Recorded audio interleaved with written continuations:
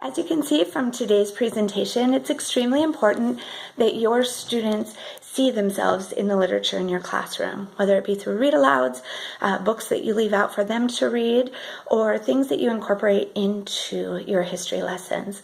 So I want to show you some different multicultural books from various cultures that will be easy for you to find at your local library or from a colleague, and easy to incorporate.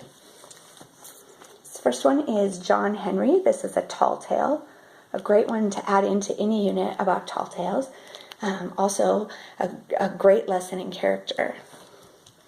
This is Moses, when Harriet Tubman led her people to freedom, and this is a historical fictional account. This is Sitting Bull, and a historical account of his fight to keep his people free for as long as he could.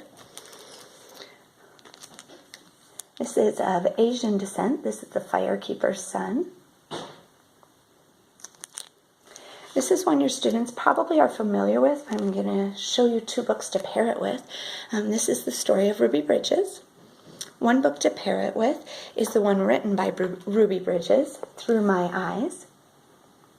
And then another great story to pair it with is Separate is Never Equal. It's a similar story, but it's the story of the desegregation of public schools in California. This fight really was led by families of Mexican descent, and it was years before the Brown versus Board of Education that fought for Ruby Bridges to go to school, or led for her to. This one is Ling and Ting, not exactly the same. This is a series of books written by Grace Lin. Just a great series, fictional, fun, easy to read, but a great way for your students of Asian descent to see themselves in the books and just to see themselves as what they are, which is normal. This is Inca, the Cambodian Cinderella. It's a little different take than the traditional story. This is Jim Thorpe's Bright Path.